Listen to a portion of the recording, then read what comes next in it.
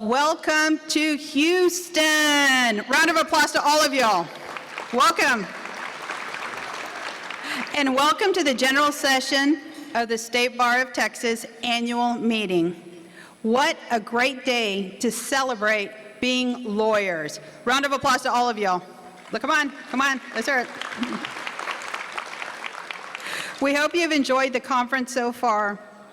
A lot of work has gone into producing the annual meeting.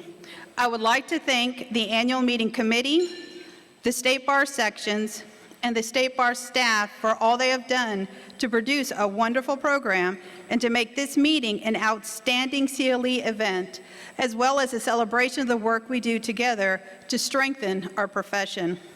I also want to thank all those firms and corporations who support this meeting through their sponsorships.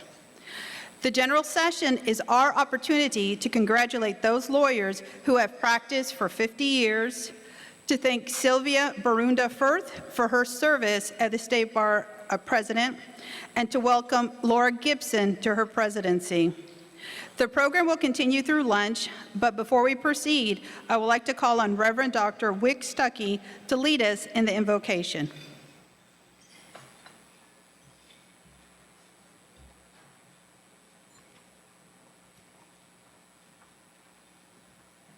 Thank you. This is an honor for me to be here today for a number of reasons. First of all is I am a fellow member of the State Bar of Texas. And although I had a career change a number of decades ago, I count it a privilege to be among you. It's also a special day for me because of my friendship with Laura Gibson. Laura is an outstanding member of our church, she and her husband Bill, but we go back much further. Our mothers taught school in HISD and Spring Branch ISD. And I actually used to babysit her when she was a kid. So it's an honor, a privilege to be here on this day as she is sworn in. Would you please join me in prayer? Let us pray. Gracious God, we come to you with grateful hearts today as we celebrate the fine work of the State Bar of Texas. For those who have led it in the past and those who will lead it into the future. We thank you for all of those who give their intellect and energies in service to this great organization, and by doing so, protect and preserve the legal rights and privileges of all the citizens of Texas. We thank you for their willingness to sacrifice themselves in service to our State Bar and our great state. We pray today especially for Laura Gibson, who comes to be sworn in as the next president, and all who will serve alongside her, that they might lead with wisdom and vision and a spirit of unity. We pray that they may have eyes to see the deep needs of our people and earnestly seek to meet them, thereby producing stronger individuals and families, a more healthy state and nation. We pray that this Bar Association would continue to be strengthened by visionary, compassionate, and transformational leadership.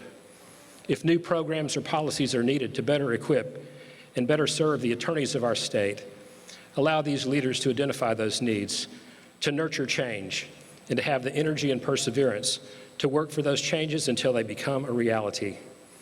Lord, may our Bar Association be characterized by rich diversity, and may it be a place of equal opportunity where all may succeed in the practice of law that they undertake.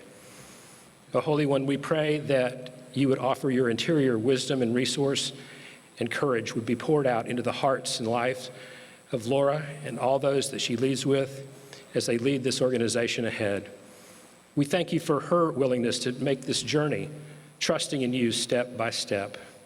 We also pray for her family that will stand by her side all the way. Hold them all in the palm of your hand. God, we thank you for those we honor today for their meritorious service to the State Bar. And we give special thanks for those attorneys being recognized who have served the legal profession with honor and nobility for 50 years.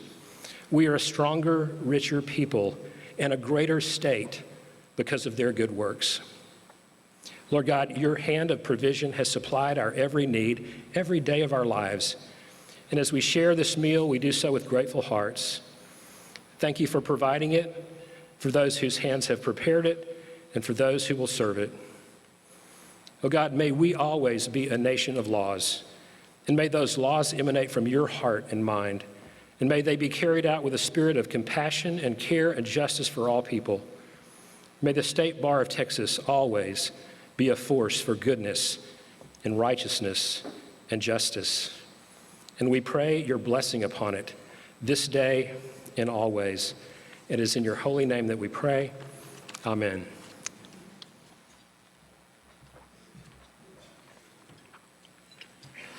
Will the Texas DPS Honor Guard please come forward for the Color Guard presentation?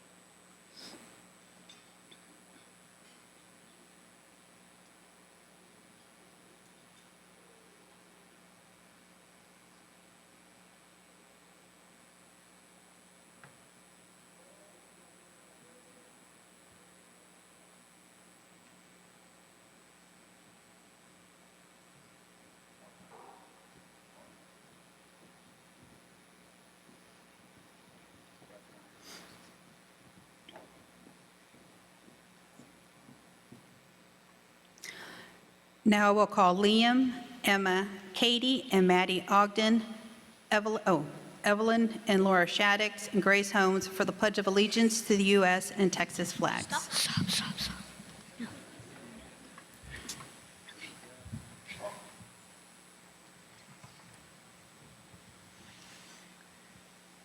I pledge allegiance to the flag of the United States of America and to the republic for which it stands, one nation, under God, indivisible, with liberty and justice for all. Honor the Texas flag. I pledge allegiance to the Texas, one state, under God, one and indivisible.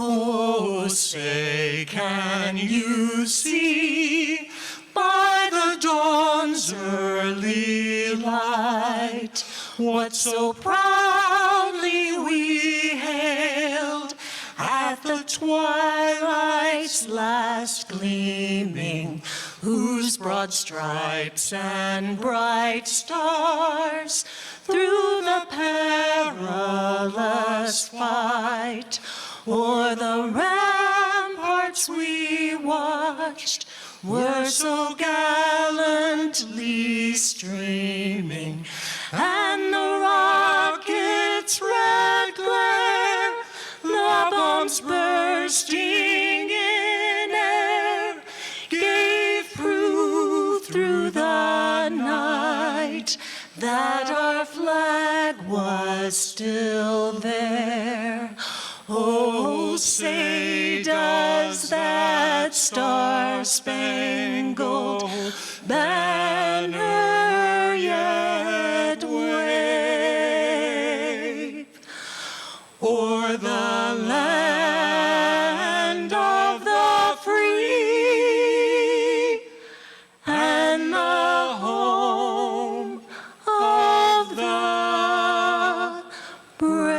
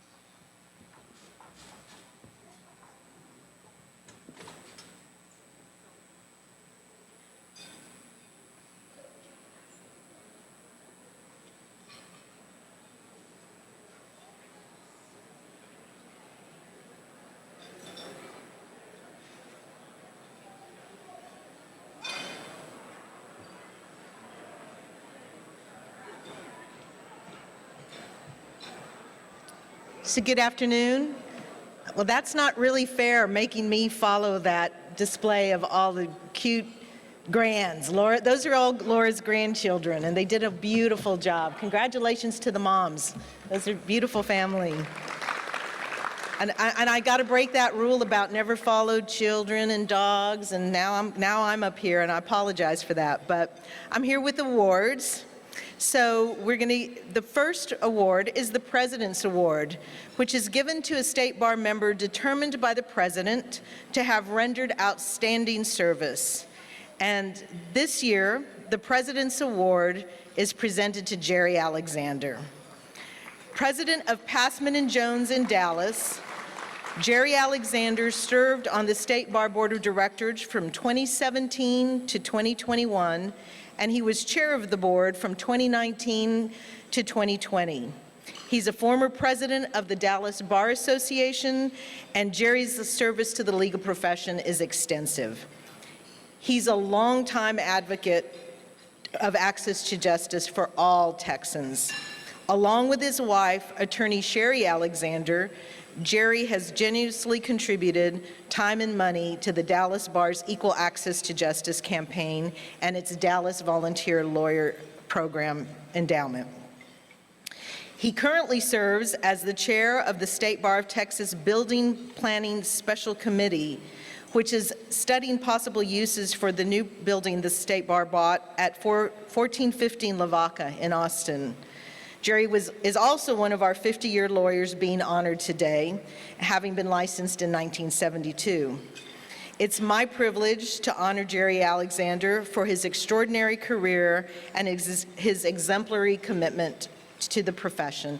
Will you please stand, Jerry? We'll present his hardware afterwards and take pictures. Congratulations, and thank you very much, Jerry, for all your service. The Certificate of Merit is presented to a Texas lawyer determined by the President to have made a significant contribution to the legal profession and to the State Bar of Texas. This year, the Certificate of Merit is awarded to Harry Reisner. Harry Reisner's steadfast commitment to increasing access to justice for low-income Texans is nothing short of legendary. A partner in Vincent & Elkins in Houston, Harry recently ended a remarkable 12-year tenure as chair of the Texas Access to Justice Commission. During that time, the commission made incredible advancements in its mission to increase access to justice for the poor in Texas, including redoubling its efforts in pursuit of additional civil legal aid funding. His outstanding commitment also has resulted in greater public awareness of and support of providing low-income Texans with vital civil legal services. His efforts have been life-changing for many thousands of Texans who benefited from legal services and programs made possible by his advocacy and leadership. We are grateful that Harry is continuing as Chair Emeritus of the Texas Access to Justice Commission and for his leadership of the 2022 Veterans Gala, which raised more than $500,000 to help provide civil legal services to low-income Texas veterans. It's my privilege to honor Harry Reisner for his extraordinary career and his exemplary commitment to our profession. Please stand and be recognized, Mr. Reisner.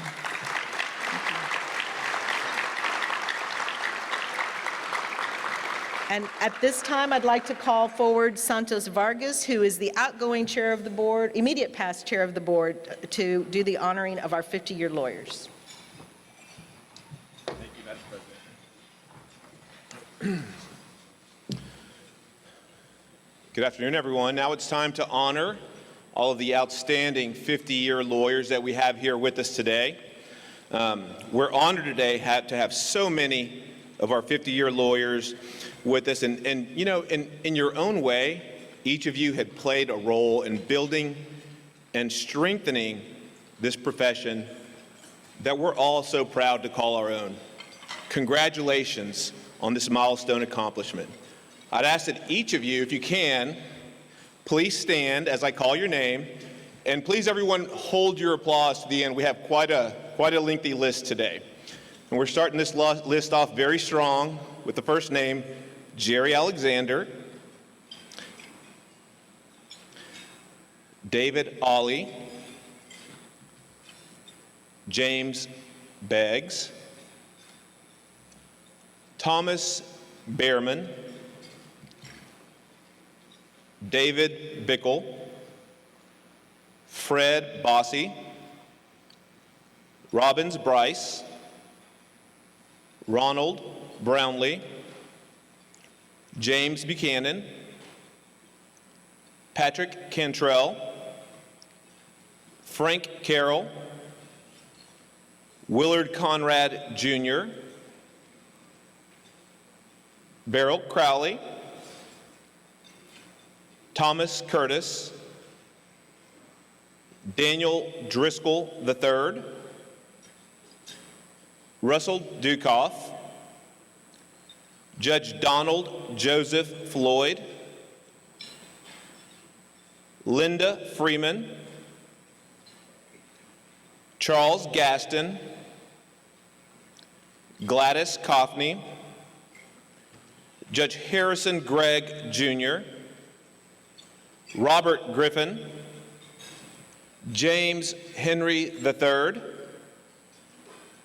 Eldon Hines, Michael Holscher, Frank Holcomb, David Hughes, David Hurley, William Eichard, Douglas Jeffrey III, Robert Jones, Nicholas Kelsey, Roland Kemp, Joseph Cryer, Donald Kubitschek, Kevin Kurtz, William Lee,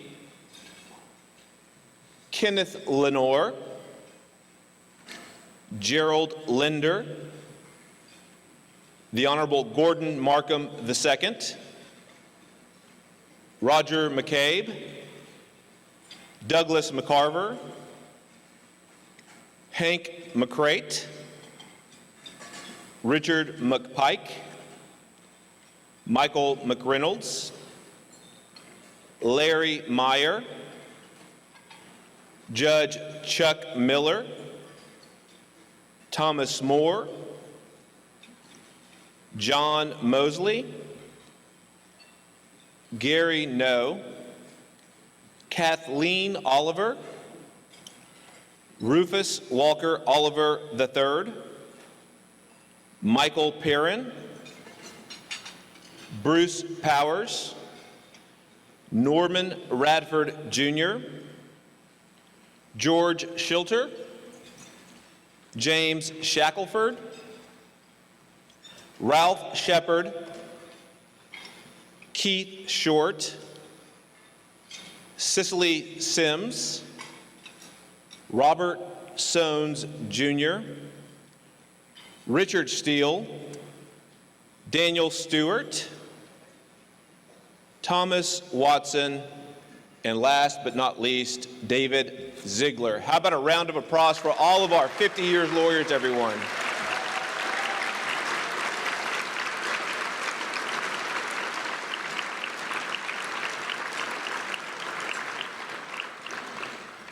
Due to the pandemic, we had to honor the 2020 and 2021 classes of 50-year lawyers differently. If you were in one of those classes and are here today, please also stand now to be recognized.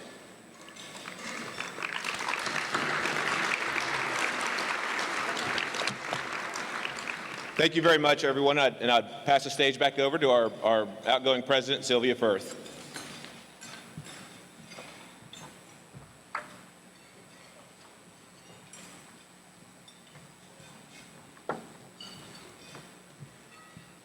Thank you, and congratulations again to the 50-year lawyers. When I addressed the Board of Directors and asked for the approval as a nominee of President-elect, I said that I passionately believed that the legal community should more reflect the society we're called to serve. I shared that I was looking forward to the day when it would no longer be out of the ordinary to see an ethnically diverse individual, a female, a person of color, a member of the LGBTQ+ community, or a differently abled person in a leadership role in the State Bar. And what a great day. When Laura right behind me and Cindy right behind, the women are making some headway, and I'm really proud of that. After I was elected, I invited you to take a ride with me so we could examine the topics of respect, inclusion, diversity, and equity, and how we as a profession could help to advance that vision that so many lawyers share for having a legal community more in line with the society at large. I used my president's page in the Texas Bar Journal to invite you to have some difficult conversations. And my goal was to stimulate respectful dialogue and self-reflection. I feel certain from the type of responses I received in letters and emails, I know that there were some lively discussions around the state. And I thank you for reading my columns, and I appreciate those of you who sent me thoughtful responses. Even when you didn't agree with me, we didn't see eye to eye, I learned from all of you, and I thank you for your engagement. But I wanted to do more than just write and talk about those issues. I wanted to see progress. I wanted to see just how far down the road we could go in 1 year. And as president-elect, I asked the State Bar Board to create a task force to study and propose actions to promote diversity, equity, and inclusion in the administration of justice and the practice of law. The 15 members of the task force, some of whom are here today, and I'm really grateful to them, met regularly for over a year and made a series of recommendations and I'm pleased to say their work is bearing fruit. Not only is the State Bar Board using the task force report, but I've also been told that certain local bar associations and affinity groups around the state are using it to formulate their own plans within their organizations. Rules have been changed so that DEI courses and attorney wellness presentations are now qualified as ethics hours for CLE credit. The Texas Bar Journal Board of Editors is considering measures to increase the visibility of lawyers from diverse backgrounds. In April, the State Bar Board approved proposed changes to the Texas Lawyers Creed that would further reflect the bar's commitment to diversity and to align the creed with the State Bar mission statement. The proposed changes have been submitted to the Texas Supreme Court and the Court of Criminal Appeals for possible adoption. Also, as recommended by the task force, the bar's website now includes more information about pre-law pipeline programs, along with the diversity, equity, and inclusion speaker submission form.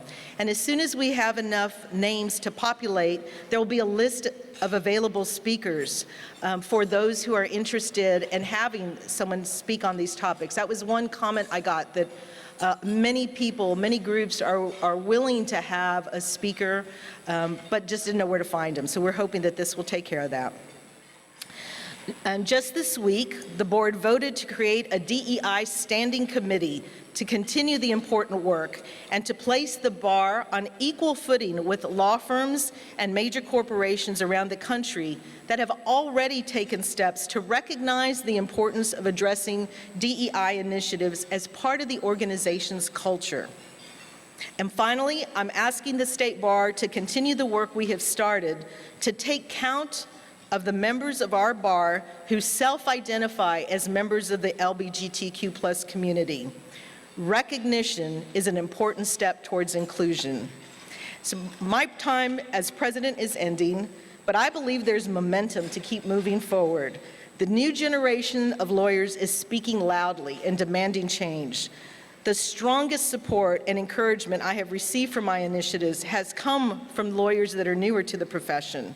And I'm looking forward to seeing what route they will select. And I suspect their lane may be a little bit faster. It has been my highest honor to be the president of the State Bar. Thank you for the ride, and thank you to my beloved Victor, who came along, not only came along for the ride, he encouraged me when it was needed. So thank you all very much.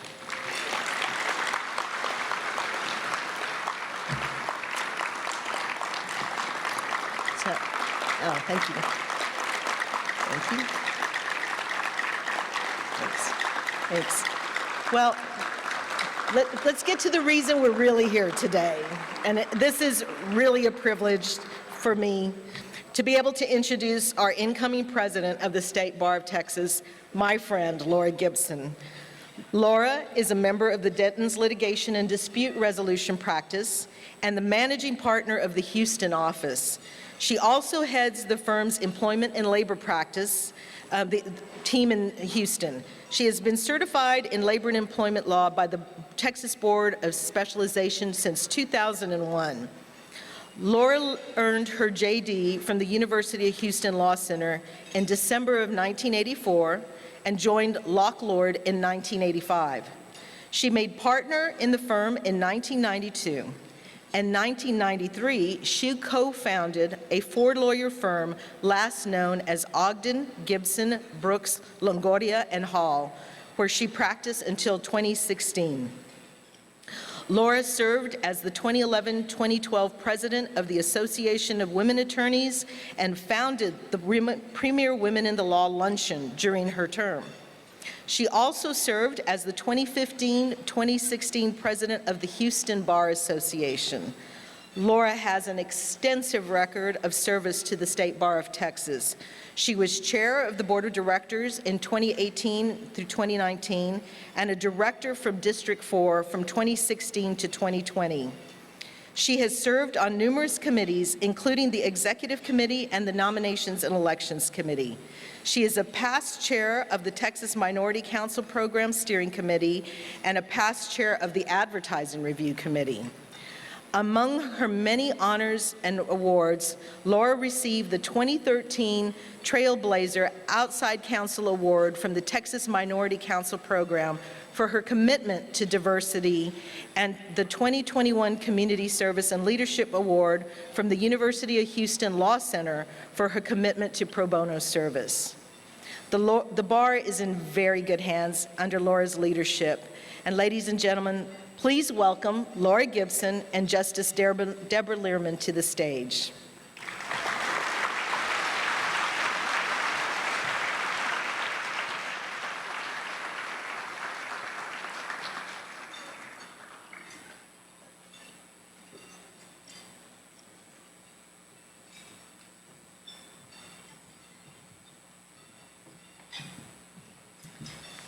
It is my extreme honor to be here today.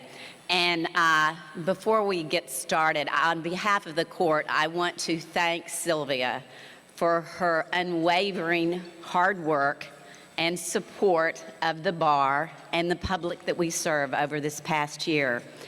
She spent untold numbers of hours going across this great state from El Paso to make sure she could do everything she could to live those values that she just now talked about.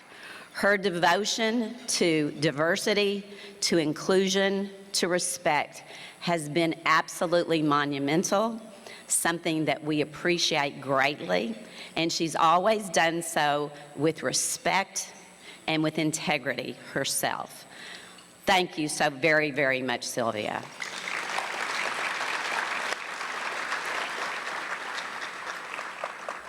And now it is my extreme honor to have the privilege today of swearing in another lovely, gracious, smart, hardworking person as the president of the State Bar of Texas. And I know this because I have had the honor of working with and knowing Laura Gibson for many, many years, well before I was a justice on the Supreme Court of Texas. I can tell you she is hardworking. She is no nonsense, she is determined, and she's going to do everything she can to make sure that this great bar of the state of Texas continues to do everything that it has done for so many years to support both the profession and the public, again, that we serve. I can think of no person who I am more confident will lead us in the way that we need to go in what's going to be undoubtedly a very challenging year to get us out of this pandemic era that we found ourselves in over the past several years. So with that, it is my extreme honor, Laura Gibson.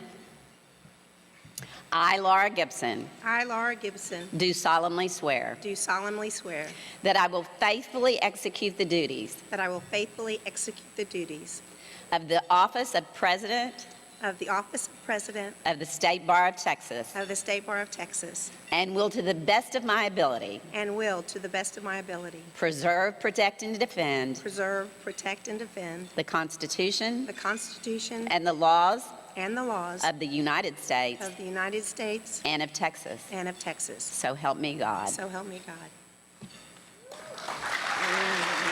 No, thank you. I appreciate your Love you. support. Thank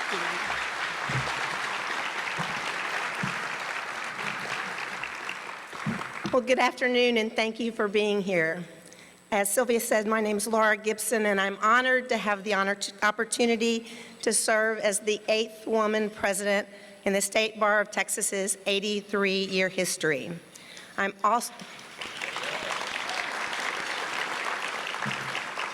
also delighted to have had the opportunity to serve with immediate past President Sylvia Firth and to have the opportunity to serve with Cindy Tisdale.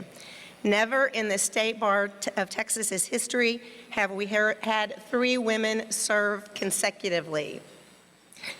I also want to thank my husband, Bill Ogden, who is a well-respected lawyer who is now enjoying some much-earned retirement, for the tremendous support that he has provided to me.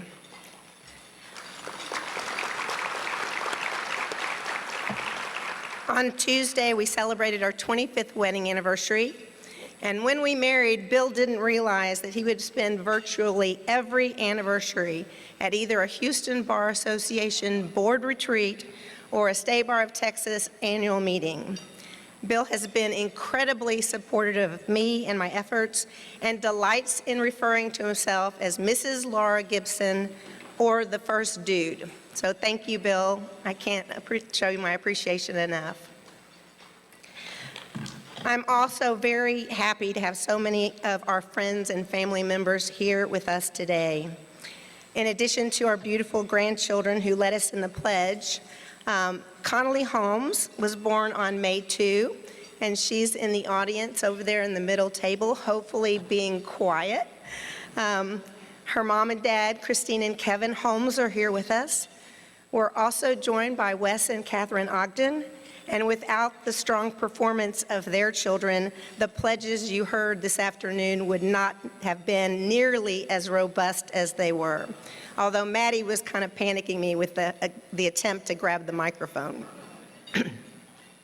Our daughter Sheila Ogden and her husband John Shaddix are here, along with our daughter Kelly Elliott, whose sons could not be here. We are so blessed that all 4 of our children and all 10 of our grandchildren live here in Houston. They always, when they see us, they say beach, beach, because many years ago we traded our family farm for a place in Galveston. So when they see us, they think about fun times in Galveston. I'm also joined by my sister Diane Cates, by my stepmother Yanni Gibson McLemore, my brother-in-law George Roloff, and my niece and nephew Annie and Zach. I am also especially honored that Reverend Dr. Wick Stuckey, a Reformed lawyer and a pastor of our church, Chapelwood United Methodist Church, is here and gave such a beautiful invocation.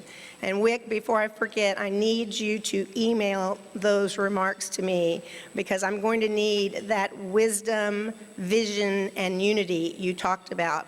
And I want to be able to review that prayer as we prepare and lead the State Bar of Texas through this year. As Wick said, he babysat me and my 2 sisters when we were little.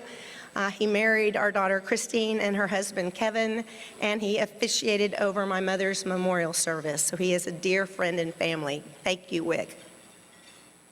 Dear friend of the family, excuse me. I am also so happy to have had the national anthem performed by my law school mock partner, Steve Farrell, and my fellow Association of Women Attorneys board member, Heather McFarlane. Both of whom I thought did an outstanding job singing the national anthem. So let's reward them and congratulate them one more time. I know nothing about singing. I've told people before that if somebody said, sing Row, Row Your Boat in tune or I'll shoot you, I'd say, go for it, just shoot, because I can't do it. And I spoke to Heather and Steve and said that it was so important for them to use the talents of their singing to sing the national anthem today. And they kept saying to me, it's not an ensemble. And I kept saying, I don't understand what that means. Just sing it. And you guys did a fabulous job. Thank you. You honor me with your presence. I've been practicing law in Houston for 38 years, and as Sylvia said, I worked at 3 law firms.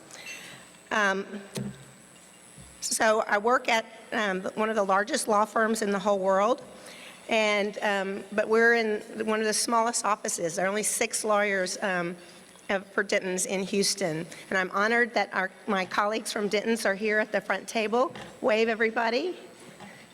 We have a small but mighty team.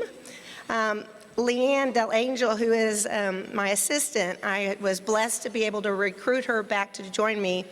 And when we changed software, the dictation software, Leanne had some issues initially, and she called the help desk to introduce herself. And she said, I work for Laura Gibson. She's an attorney in Houston. And they said, oh, we know who Laura Gibson is. She's our largest user of dictation software in the country.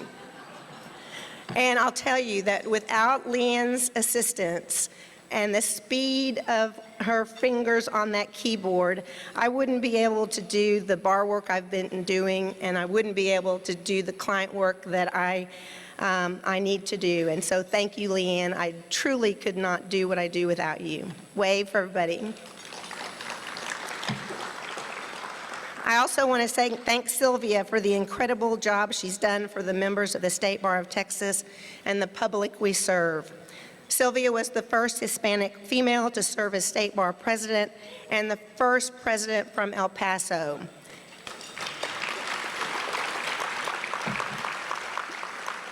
I'm not big on geography, but even I know El Paso is in a different time zone than the rest of the state. And there are very few direct flights from El Paso. Sylvia made so many presentations to our bar. I think she set a record. I don't know if anybody counts them. But I was really amazed when I saw that on the Friday before Memorial Day, she was in Lubbock speaking to the lawyers there and had to catch a flight back to El Paso on the Friday before Memorial Day. Victor, I don't know how you put up with that. I can tell you Bill is not going to put up with that, but I thank you both for your leadership to our state. Sylvia has done so much for diversity, and our bar is so much better for it. As she said at our board meeting on, I guess that was Wednesday, we approved the addition of a standing committee for diversity, equity, and inclusion, and I will have the great privilege at our September meeting of presenting the members of that committee to the bar board for consideration.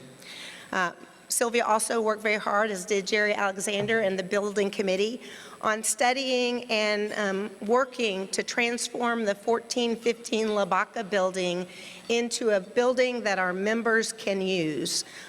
We hope to have it where we can have our CLEs in that building, that we can reduce the costs of CLE, that we can provide benefits at those CLE functions that are less expensive because we won't have to pay the higher prices that you sometimes pay for hotels. I am the middle daughter of 3 girls born to Shirley and David Gibson. My father practiced law from 1957 until shortly before he passed away in December 1990 at the age of 56 from cancer. He didn't have the opportunity to be a 50-year lawyer, and I know he would have loved to have had that opportunity. I'm proud of the fact that my father was triple board certified in family law, criminal law, and civil trial lawyer. Before he passed away, the Gulf Coast Family Law Specialist presented an award in his honor named the David Gibson Award for Legal Excellence. That award is awarded every May, and I'm so proud to see that his legacy carries on. I had the great fortune to work as a law clerk for my dad during the time I attended law school at University of Houston. I skipped campus interviews because I graduated early and I was paying for law school on my own. I worked for my dad for 2.5 years during law school, and I decided, God bless you family lawyers, I decided that I was not constitutionally suited to be a family lawyer. Even though I never worked for my dad as a lawyer, I learned the foundation of what makes a good lawyer from my dad. My dad taught me that as a lawyer, my word is my bond. He made me understand that a lawyer wants her opposing counsel to be as qualified as possible. He emphasized that our job as a lawyer is to make sure that justice is served, not winning at all costs. He stressed that we have a duty to present the facts in the best light to our client. When my father passed away, I was a 4.5-year associate at what was then known as Liddell Sapp.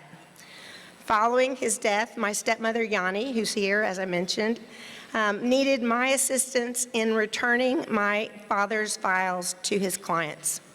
Fortunately, Jimmy Brill, who passed away last year, was a dear family friend and helped me to do that. Jimmy spent his entire career working to help solo practitioners, and he was a big supporter of mine. His son, who's a lawyer, texted me this week and told me that he wasn't going to be able to be here, but wanted to remind me that the last time he saw his father, he told his father that I had been elected as president-elect and that Jimmy had enough strength to do an okay sign, and that just brings me great comfort. As this year's bar president, I have 3 initiatives. I'm going to tell you what the other 2 are, but I'm just going to talk about one here today, and you can look for my column in the Texas Bar Journal for the others, and you'll be getting more information about them. My primary initiative as president this year is to work on promoting succession planning to encourage our solo practitioner lawyers to designate a custodian attorney. That attorney would be the person who could get the client files if that lawyer died, became disabled, or disappeared. He wouldn't or she wouldn't take over the handling of the matter, but instead that lawyer would return the client file to the clients. In 2018 and 2019, the bar created a succession planning work group, and I was honored to have the opportunity to co-chair that with Greg Sampson from Dallas, who's here today. Ultimately, our work group developed an online custodian appointment portal on the State Bar website. We worked to get 2 rules drafted, Disciplinary Rule of Procedure 13.04 and 13.05. 13.04 has been presented and was passed last year, and that rule allows lawyers who are appointed as a custodian to name the custodian, to wind up and close their practice, and that custodian has the same protections afforded by a court-appointed custodian. So it provides the protection the custodian needs. The Law Practice Management Committee of the State Bar continues to work on the creation and promotion of a succession planning manual, which is available through the TexasBarPractice.com portal. And I will work to help prioritize the completion of that manual. While we have promoted the designation custodian attorney process, as I write this, 2 years after it's been unveiled, less than 700 attorneys out of our over 109,000 lawyers have designated a custodian attorney. I had the privilege of being at the reception for the 50-year lawyers, and Trey Apfel, our executive director, told me that this year we have 900 lawyers who are celebrating their 50-year anniversary. We've heard of the silver tsunami that people keep telling us is coming. Well, ladies and gentlemen, that tsunami is here. We have 21,137 lawyers who are over the age, or who are 66 or over. That population represents approximately 20% of the lawyers in our state. The number of lawyers who are dying, becoming disabled, or disappearing without taking steps to close their practices had increased substantially before COVID, is dramatically increasing since COVID. In fact, the CDC has a pilot program on succession planning, and the information that the State Bar has obtained working on this pilot project has caused us to realize that we have a critical problem that will only grow worse unless we work promptly to address it and make sure our lawyers are taking appropriate steps in returning their client files in advance of their retirement. As I mentioned, time is too short for me to tell you in detail about my other two issues, but I'll mention them briefly. We're going to work on training our lawyers on suicide prevention because too many of our brethren are suffering so much that they're experiencing death by suicide. In my view, even one death among our population by death by suicide is unacceptable. We also have seen that there is an increased demand on the Sharon Crowley Memorial Trust Fund. During Sylvia's bar year, that fund was exhausted. $500,000 that the State Bar contributes to that trust fund was extinguished in the first year of the pandemic. So I want to work in increasing those funds so that we have enough lawyers so that if somebody is in the depths of depression, they can seek help and realize that there is a better way. Last thing, I find that people have been saying they're not fully aware of how our grievance system works and the role of the different entities that are under the umbrella of the State Bar.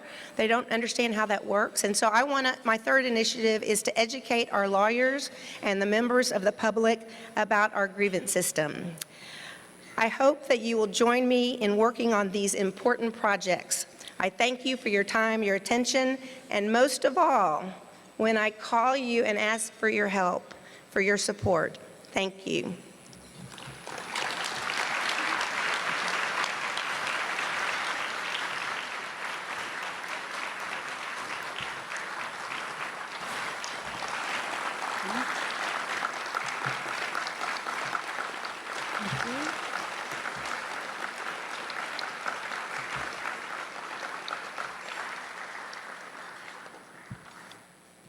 My apologies, everyone. Gives you extra time to eat your dessert. The sheets have been shuffled. Okay, here we go. It is my pleasure to introduce our keynote speaker. And if my friend Rehan Ali Muhammad is here, I want to give you a great thanks for recommending him. Simon Tan is an author, musician, activist, and self-proclaimed troublemaker.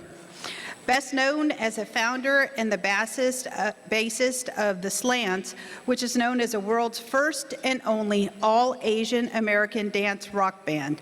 Simon approaches arts and activism with radical optimism and compassion.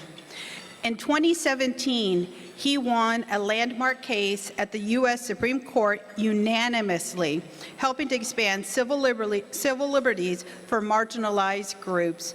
His work has been highlighted in over 3,000 media features across 150 countries, including Rolling Stone, Time, NPR, BBC, and the New York Times. Please, everyone, help me welcome Simon Tam and his bandmate, Joe Jiang.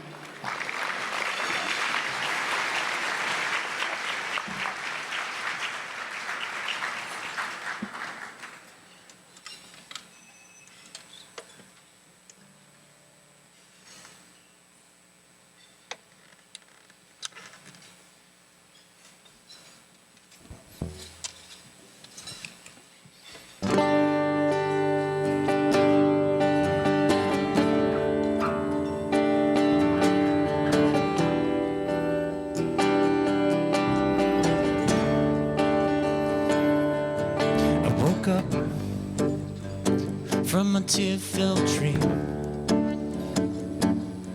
a distant vision of a world without sorrow that seems so out of reach.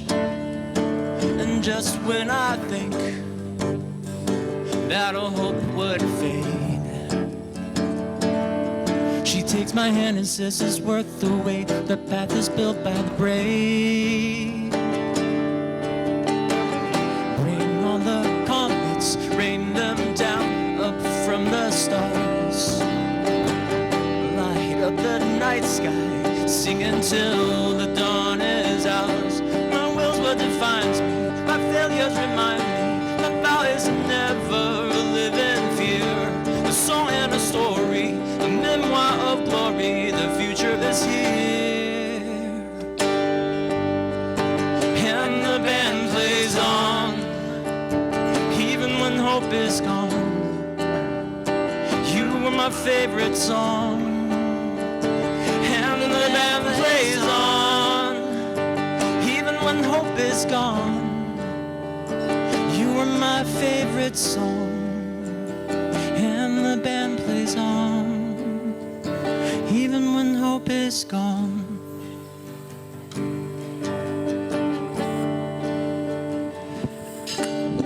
In 2011, our band was invited to play at the Oregon State Penitentiary. Now, to anybody else, this would be a particularly, perhaps, appropriate moment to take a second consideration of where our music career was heading. But for me, as a Johnny Cash fan, I was really excited about this. Like, I was planning on wearing all black that day because I thought this could be our Folsom Prison Blues moment. I didn't really think about what it would mean to send an all-Asian band in to a prison with one of the highest populations of neo-Nazis in this country. Didn't think it'd be particularly dangerous or anything like that. It didn't cross my mind until we were actually going through our second set of metal detectors. Now, it was at that point our IDs were taken from us, and we were given these bright orange vests with these big numbers on them, like we were gonna go play flag football or something. And of course, my lead singer looks at the guard and he says, do we have to keep these on the whole time? Because we wear suits and vests and things like that when we're playing. It's July, it's very hot out there. And the guard looks at us and he says, sure, but if something happens out there, those vests let us know who not to shoot. So I'm like, yo, can I get 2 of them vests? I didn't want to get shot that day. In fact, I started realizing I didn't know very much about prisons or the people inside of them.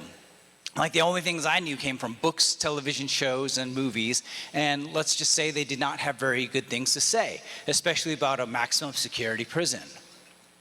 But we proceeded through and eventually were led to what's called the Big Yard.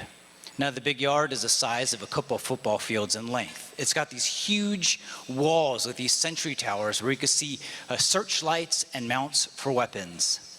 There, at the end of the Big Yard, was a small concrete stage. In fact, it was even smaller than this one here today.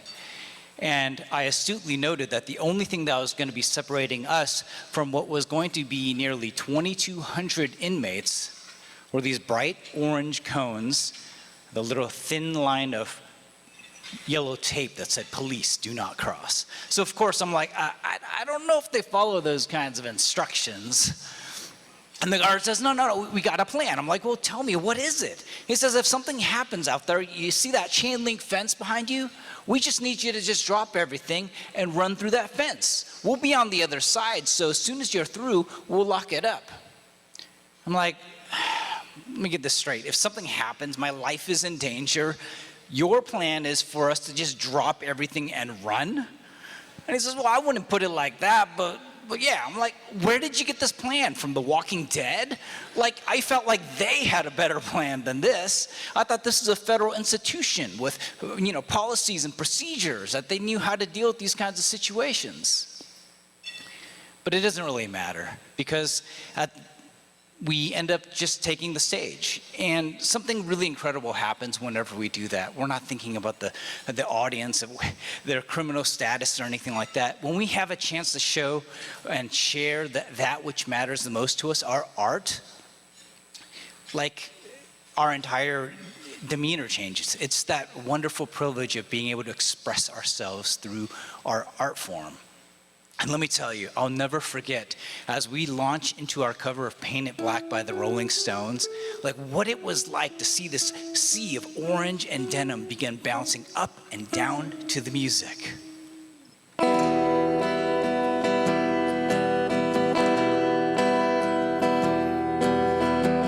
I see a red door and I want it painted black. No colors anymore, I want it to turn black. I see the girls walk by dressed in their summer clothes. I have to turn my head until my darkness goes. Now, at the end of the concert, I'm hanging out by those orange safety cones, like on the safe side, of course. And I notice as this group of large, shirtless white men start approaching, they're covered head to toe in tattoos, but I can't make out what they are because, I don't have my glasses on while I'm playing. I notice that the man in front has 2 words just carved into his chest, though. As he gets closer and closer, I begin to see what it says. White power. I start getting filled with those nerves, that anxiety that had been pressing throughout the day. He looks a bit nervous himself, and he's just an arm's length away when he hands me a piece of paper and a very sharp pencil. I'm frozen. Like the only thing going through my mind at that moment is that scene in Jurassic Park where they're like, if you don't move, the T-Rex won't see you. And I'm like, I think it's a little late for that. But then he says those few words that just cuts right through me. It's for my daughter. Will you sign it? So of course I'm like, yeah, of course. I turn over the paper and it's a makeshift flyer of our band's performance that day.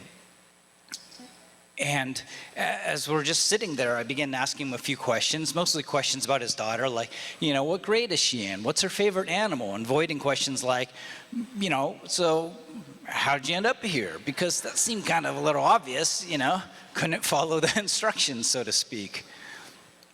And as we're having this little exchange, he says to me, I've made a lot of mistakes in my life, and they're ones that I don't want my little girl to make.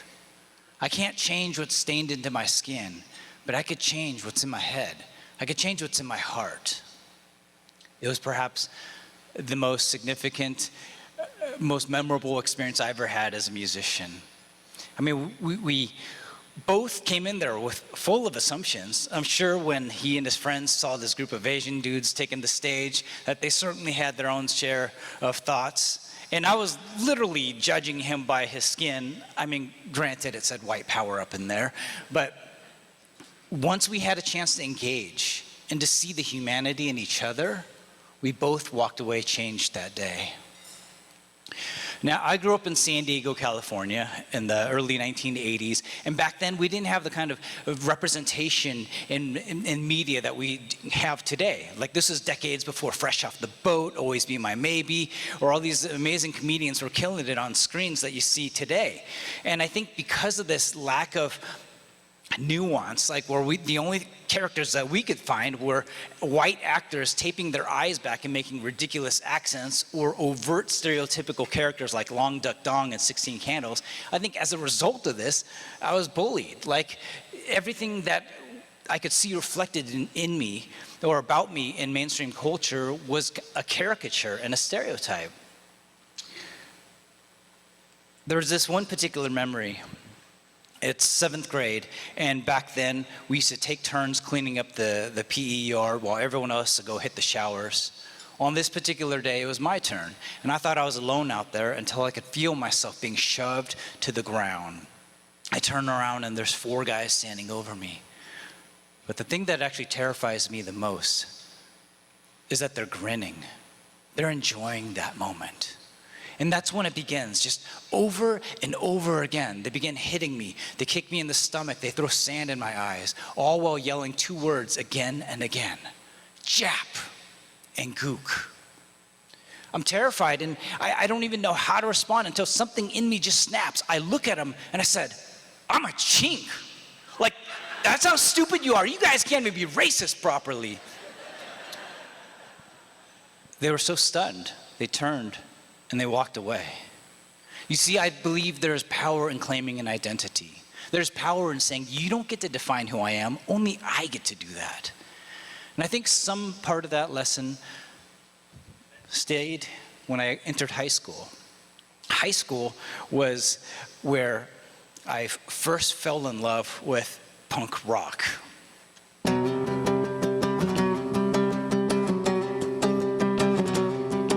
Well, I don't care about history. Rock and roll high school, 'cause that's not where I wanna be. Rock and roll high school. I just wanna have some kicks. I just wanna get some chicks. Rock and roll high school. And so, through our mutual love of punk, I met my new best friend, Kyle. Now, Kyle and I happened to be the only kids in school that liked punk music. I mean, this is way before Hot Topic hit the mall nearby us. So the idea of me having this homemade wallet chain out of safety pins, nobody thought this was cool. Nobody except for Kyle. Now, one day, Kyle shows up, and he's got hot pink Liberty spikes all over his head. And I was like, Kyle, you look so cool. You're so punk. Well, no one else at the school felt that way. Like all day long, you can hear the laughing, the pointing. You can see dirty looks from the teachers. Now, I was supposed to meet Kyle after school on this particular day, but I was running a bit behind. By the time I got to the front, right where the parents are picking up the kids, a very familiar scene was unfolding before me. Kyle, now surrounded by about a dozen guys, was being shoved, pushed around. They were saying really awful things to him. What are you, some kind of queer or something? You faggot? At one point, one of them says, how come your mom lets you walk out the door looking like that? And again, I just don't know what came over me, but I just stepped in. I said, hey, maybe it's because his mom's not stupid and ignorant like you. Maybe she doesn't judge people by what's on the outside, but by what's on the inside, because that's what counts. Now, I thought this was an excellent answer. They did not agree. Instead, they turned towards me. They said, oh, what are you gonna do? What are you gonna do, Jackie? Over and over again, they started calling me Jackie. And I was like, I'm in classes with a couple of you guys. You know my name's not Jackie. But that's when they say it all the way. They call me Jackie Chan. And all I could think of was like, I'm not Jackie Chan. The man is significantly older than me. He's got this bulbous nose that's been busted a whole bunch of times from doing all those stunts. But more importantly, Jackie knows something that I don't. Martial arts. He could school all these guys in a minute. I took 1 week of karate camp in 5th grade with my cousins, and they only gave me that white belt with the little yellow sticker on it out of pity. But I thought back on that 7th grade day, and I thought, well, maybe. So I struck the one karate pose that I could remember. And they're like, whoa, hey, we're just messing with you. We don't want any. Simon, right? Yeah, we're in classes with you. It was the second time that owning a stereotype actually helped me out. Now, I wish I could say that all of my experiences growing up were like this, that it would end up with some kind of witty banter and some kind of bravery. But the reality is that it almost always ended the same way, with me running away, finding a place to hide, and crying because I didn't want to get hit again. In 11th grade, I walked up to my dad. I said, Dad, I'm ashamed of being Chinese. It just broke my parents' heart, but I was just tired of getting killed out there. And fast forward a few years, I do kind of the unthinkable thing for my family.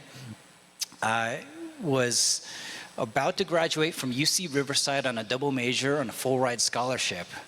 Just a few months beforehand, I decided to drop out, move across the country, and join a punk rock band.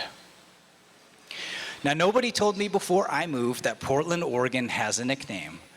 They call it America's whitest major city. And there in America's whitest major city, I started hearing my first languages, started missing my food, missing seeing anyone that looked like me. And so to kind of deal with that loneliness, I started buying all these movies, like VHS tapes from eBay, mostly movies of like Jackie Chan, because he's a straight up badass. And that's just kind of how I was getting through that time period. Now, during this time, some friends of mine said, hey, you like all those action movies, have you ever seen Kill Bill? I'm like, I missed it in the theaters, but I bought it the day it came out on DVD. It's April 2004, and I'm watching this little yellow disc with these 3 black lines slide into the player.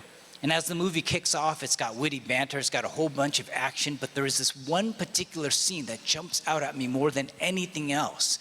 It's where a woman named Oren Ishii begins walking into this restaurant with her gang of crazy 88s. It's the Yakuza, or the Asian mafia that she leads.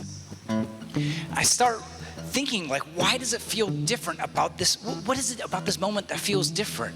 And that's when I realized it's the first time that I had ever seen an American-produced film that showed Asians as cool, confident, and sexy. And I thought, well, if Hollywood is bad, well, music is worse. There's over 17 million Asian Americans in this country, and not once had we been in Rolling Stone, Pitchfork, Spin Magazine, or MTV back when they used to play music videos. So that night, I knew something needed to change.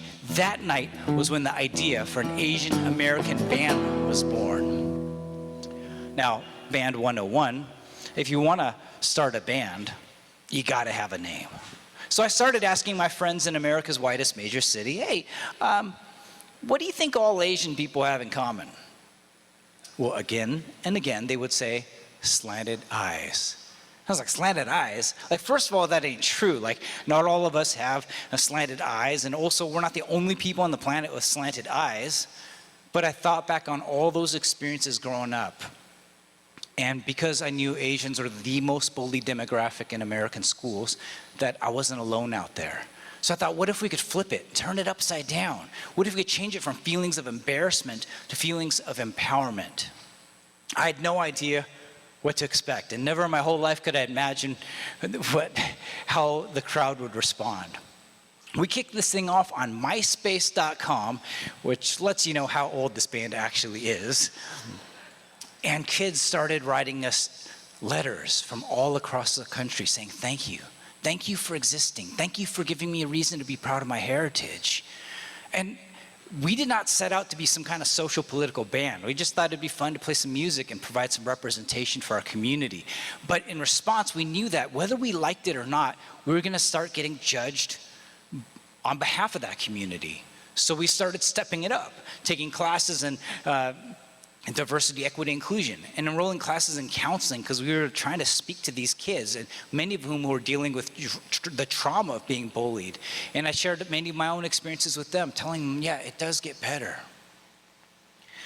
And in response, my singer and I, we had actually very similar experiences growing up. You see, kids used to come up to us and say, Chinese, Japanese, dirty knees, look at these. And they would pull their eyes back in the slant eye gesture. We thought, what if we took it, turned it around on its head, and created an anthem instead? And that's where the song Sakura Sakura was born.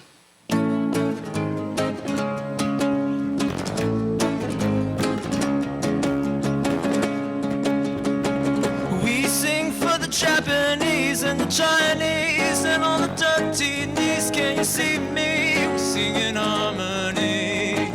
We sing for the Japanese and the Chinese and all the dirty knees. Can you see me? We sing in harmony.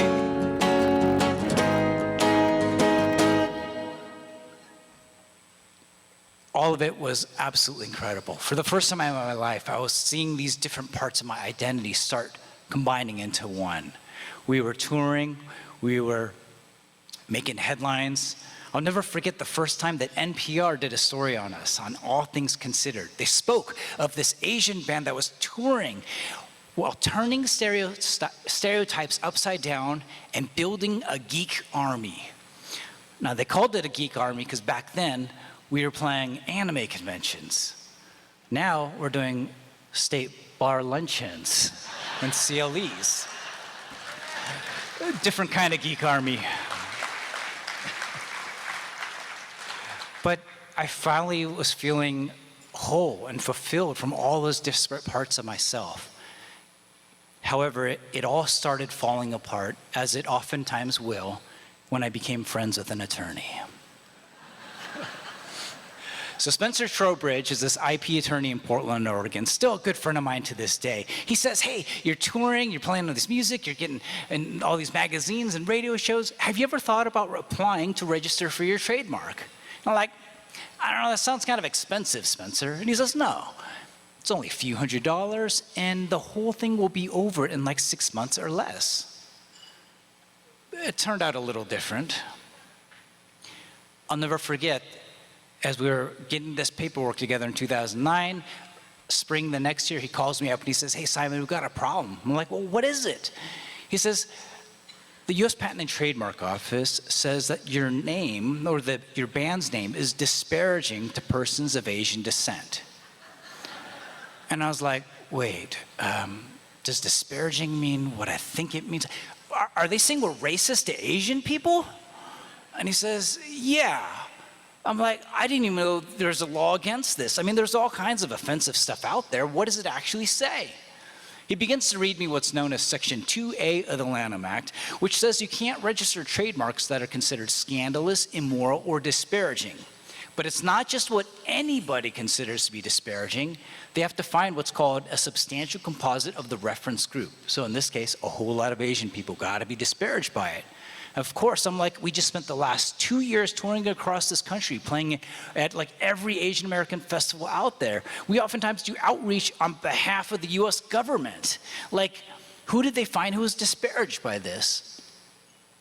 And that's when he says, nobody. I'm like, what do you mean nobody? You just told me they have to find a substantial composite. Nobody sounds like no composite. He says nobody, but they did quote urbandictionary.com. I'm like, a wiki joke website? Like the federal government and all its resources and powers is using a wiki joke website to deny me rights? And he says, yeah. And he says, what do you want to do? So of course I'm like, fight back.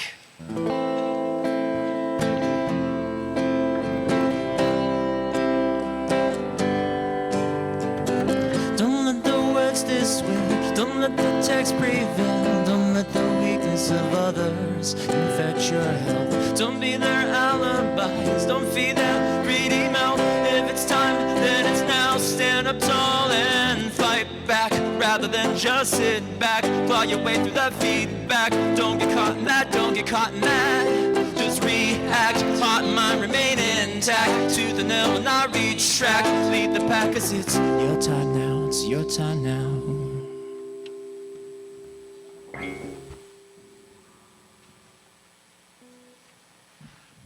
Now, how would you prove that you're not offensive to yourself? Like, think about it. Like, what kind of evidence would you bring to the table to say, no, like what I'm doing is not harmful to me or to my family, that my community is totally cool with this thing?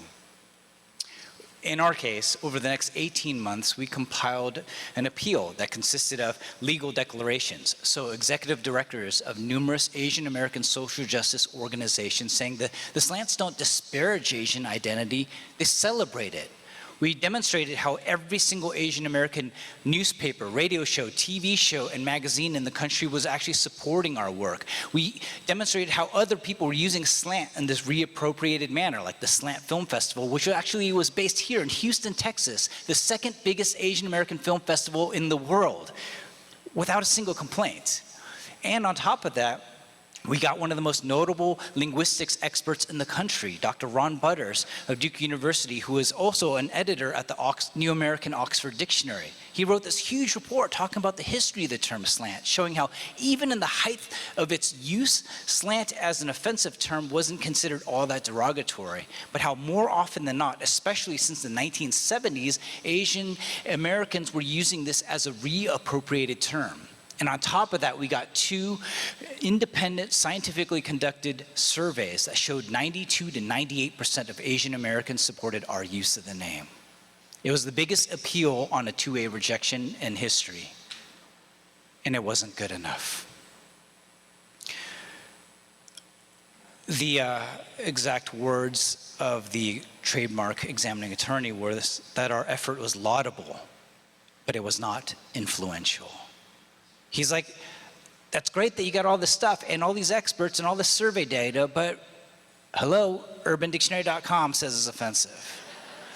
They also pulled a dictionary, a British dictionary, not an American one, a British dictionary from the early 1920s to support his position.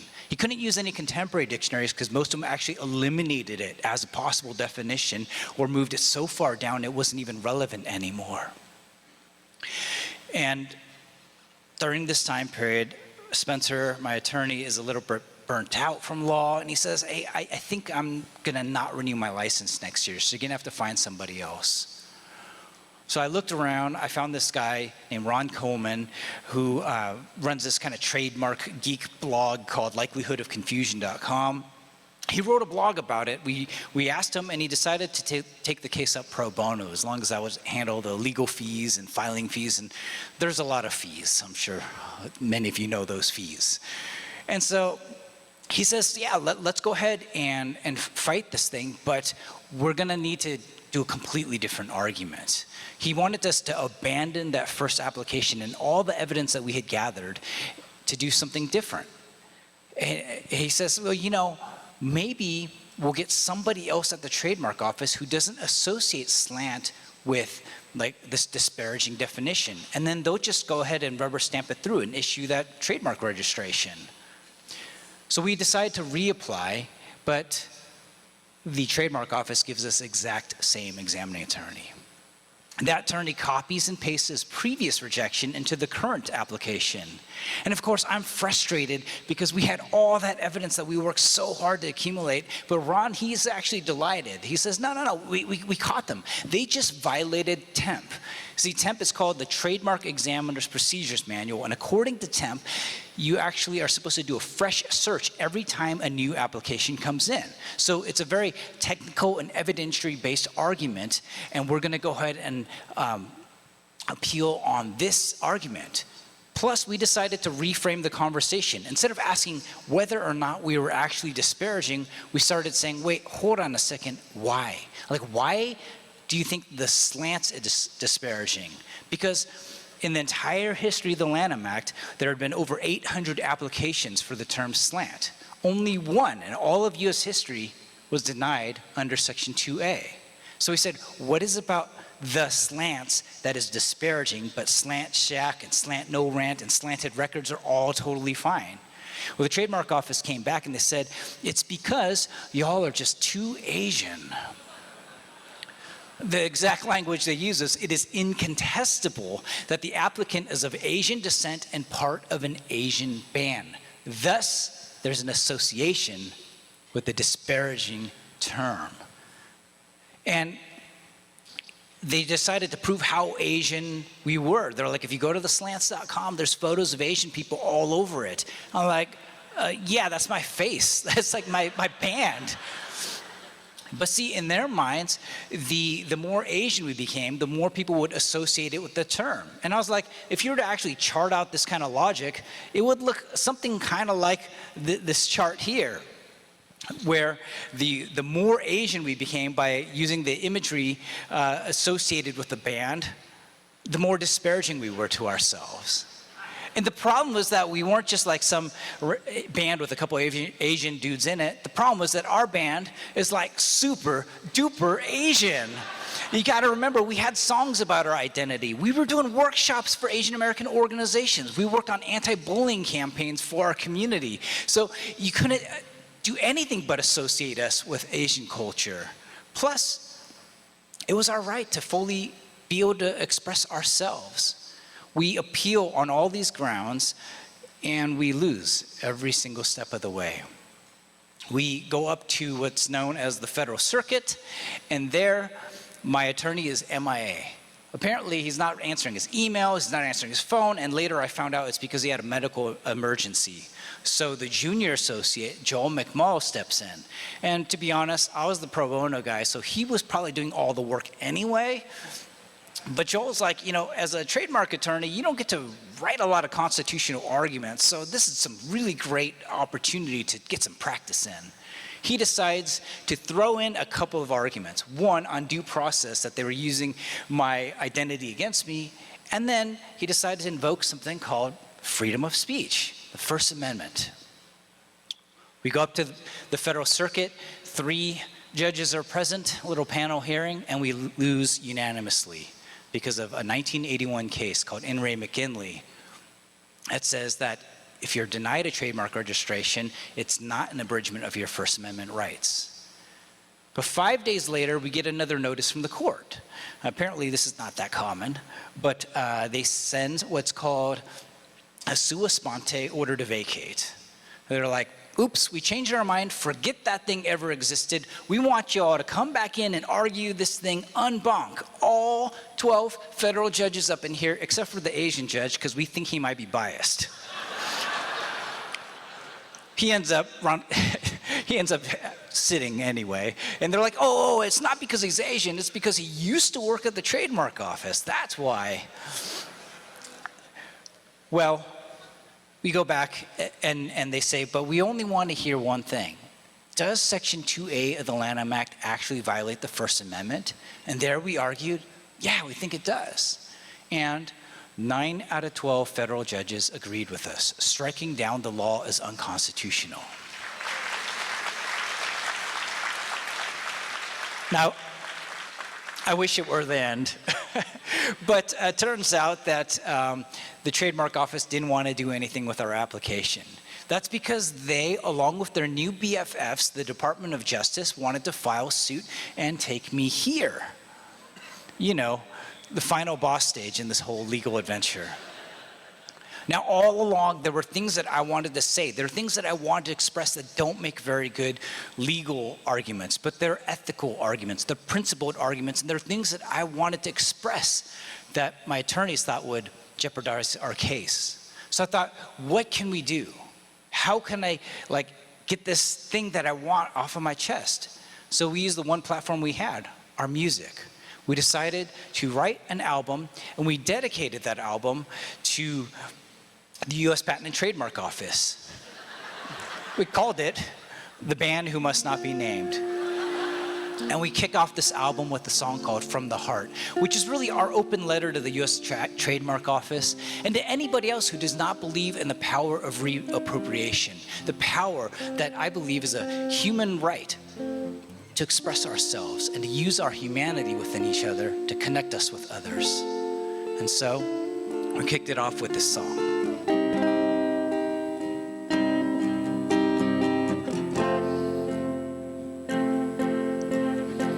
No, we won't remain silent, no. It's our defining moment. We sing from the heart.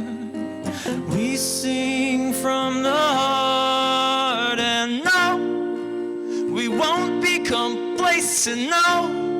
It's a rock and roll nation. We sing from the heart. We sing from the heart. Now, much to the chagrin of my attorneys, we played this song on the steps of the Supreme Court. They were afraid that it would, I think they said color our case. But it's okay, because it was a holiday. You see, it was Martin Luther King Jr. Day, days before our oral arguments at the Supreme Court.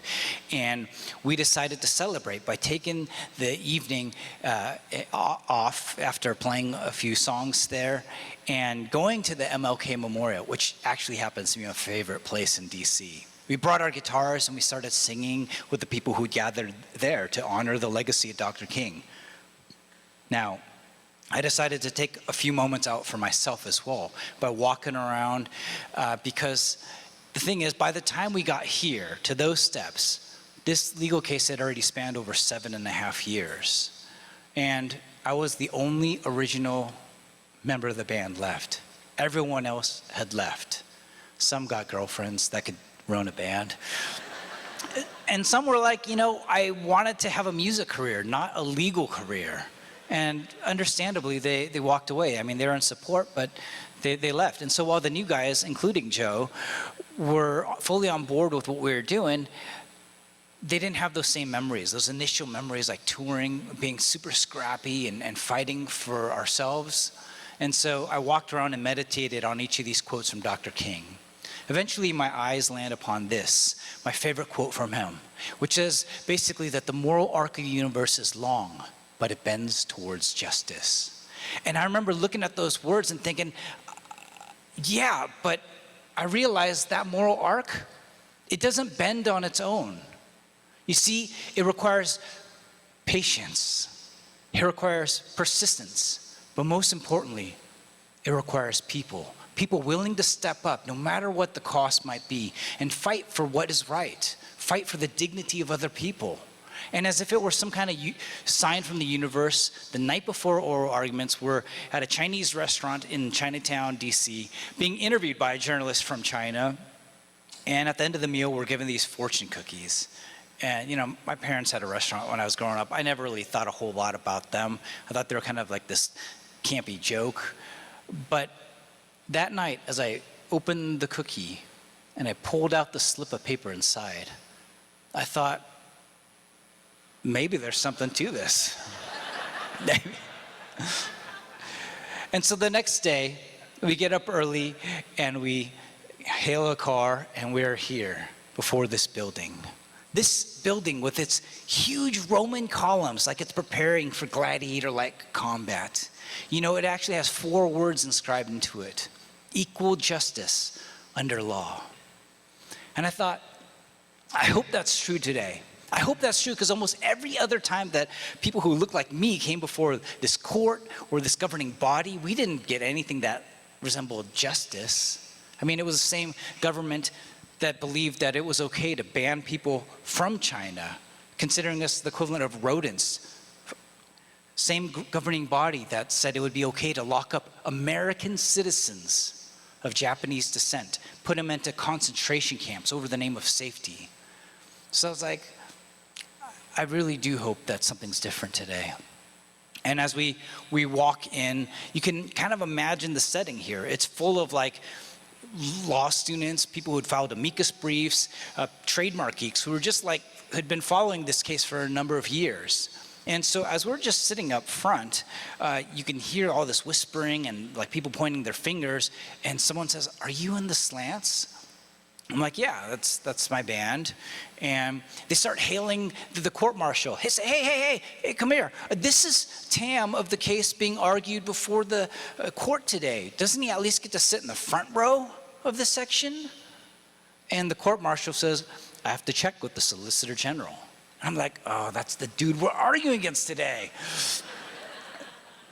10 minutes later, he comes back, he looks at me and he says, "I'm sorry, Mr. Tam, but we're reserving these seats in case someone important shows up today." I'm like, yo, why you gotta cut me down like that? But, you know, honestly, that's how I felt this whole adventure. It doesn't really matter, though, because the gavel strikes and we kick things off. And a lot of people ask me, like, what's it like? What's it like being in the Supreme Court with your name on the docket? And I gotta say, it's kind of weird. You see, you got all these high-ranking attorneys, you got justices of the Supreme Court all using my name, talking about my band, but to me, they're not talking about me or my band. They're talking about somebody who is doing something offensive, someone who's doing harmful things to its community. And I was just thinking, like, you don't know me. You weren't there as we decided to work in all this like equity work across our country. You weren't there when we decided to dedicate 100% of the profits from our second album because Asian American women experience cancer rates 8 times higher than any other ethnic group. We wanted to fund research as to find out why and how we could prevent that from happening. They certainly weren't there as I was talking to those kids, telling them not to take their own lives, because it does get better. So how does it feel? Invisible? Insignificant? Like it didn't even matter if I was there. You know, we crowdfunded our way there because I thought naively that I wanted the justices to be able to look us in the eyes and tell us that they knew better than us. what was good for the Asian American community. But here I am, fighting for freedom of speech in the nation's highest court, and in that room, I can't say a thing. About 20 minutes into the arguments, this little voice pops up. It's Ruth Bader Ginsburg. She says to the government, doesn't it matter that everyone knows the Slants are Asian? They're not using the term to disparage, but to describe and to remove the sting from the term. And I remember looking at Joe and I was like, yo, I think I'm in love with a Supreme Court justice. Notorious RBG throwing it down. And the only thing that the government could say in response is, well, we found a lot of articles on the internet that suggested otherwise, and I wanted to get up and say, no, you're talking about urbandictionary.com. Nothing that represents our community, but I couldn't really say anything at all. 55 minutes go so quick when you're in that room. And at the end, I found myself at our lockers. We're picking up our personal effects and getting ready to eventually join my attorneys. We're walking down the steps of the Supreme Court. And as I look out on this courtyard, I notice that it is filled with people. Maybe a couple hundred people down there. And I'm like, what are they all doing here? Court's in session. There's no tours today. They don't get it. But we're about halfway down these steps when the crowd looks up. They see us. And they begin breaking out in applause, cheering for us as we walk down. I'm like, what is happening here? And as we hit those final steps, these two Asian kids run up to me. Simon, our parents let us ditch school to be here today. And I was like, what kind of Asian parents do you have? And they're like, no, you don't get it. You don't get it. We're from California. We're freshmen in high school. For our whole lives, we heard about you. We heard about the one who's willing to fight for the dignity of our community. We waited all night on that cold sidewalk, but we couldn't get in. There were just too many people. But we wanted to meet you. And we wanted to tell you that, when we graduate high school, we're going to study public policy development in college. And when we finish there, we're going to run for office. We're going to change the system that you've been fighting against. And I thought, it doesn't matter. It doesn't matter if I win or lose in that court today, because we won in the hearts of the people most affected by the laws, and that is what truly counts. They understand that a law could be temporary, but changing systems, uprooting institutions, that is the more difficult but more important battle that we had ahead of us. And so I joined my attorneys who are in the corner of this courtyard. There's all these microphones and cameras there from reporters from all over the world, and they're asking for a statement for my attorneys. Now here's the thing, I used kind of a smaller law firm. They had never been to the Supreme Court before, so we caught them taking selfies up in there. They were like, we do not have a statement. Simon, do you want to say something? And I'm like, yes, absolutely, because I wanted to say that which no one would utter in the courtroom.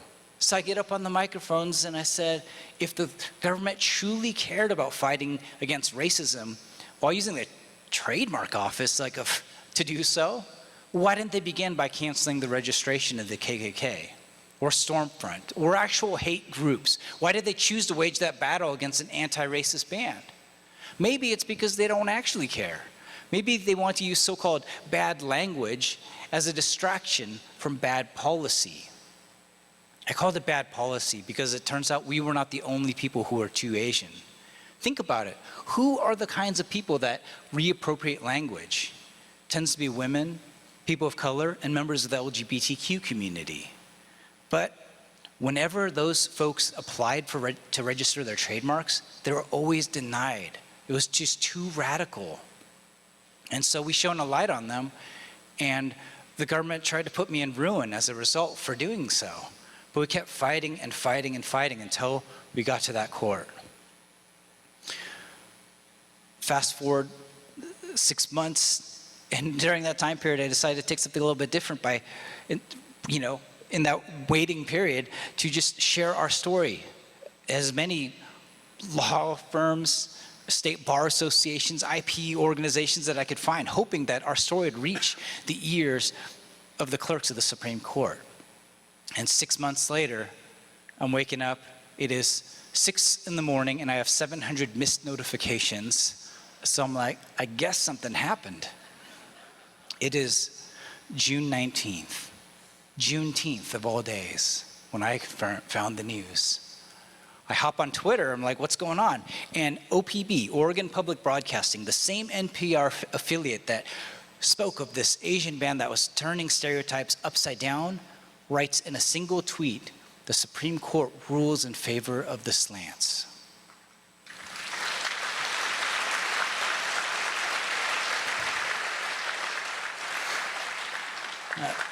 Later that day, I found out that decision was unanimous. And so what do? What does one do after they win a case at the Supreme Court? Well, for our band, we decided to retire. At the end of 2019, and I swear we did not know what was going to happen with the world, we decided to step back from touring and focus on other things. We started what's called the Slants Foundation, an organization that works to fund and mentor arts and activism by other Asian American artists, filmmakers, dances, theater shows.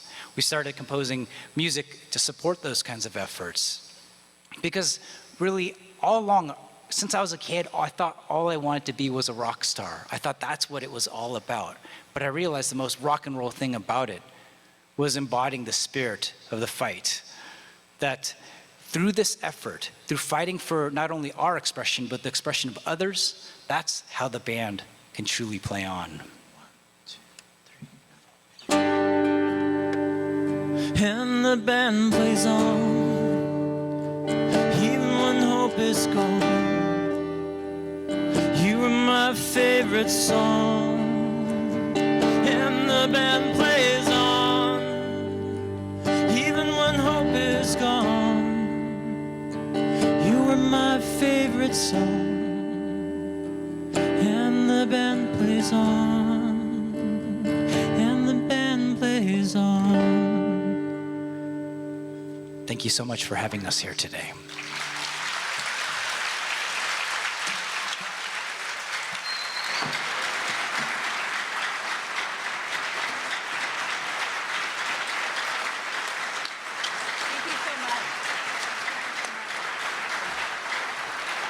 Weren't they wonderful? Fantastic. Well, thank you all so much for joining us today. I want to thank my co-chair, Denise Schofield, who's here in front, all the members of the annual meeting committee. They're all listed here. I can't list them individually. Sylvia, Brunda Firth, I appreciate your friendship. We met as directors on the board of directors of the state bar. Laura Gibson, I got on the state bar board of directors because of her letter of recommendation. Simon and Joe, I'm just speechless. We hope you enjoy the rest of the CLE offer this evening, and thank you for coming. The general session is adjourned. Thank you.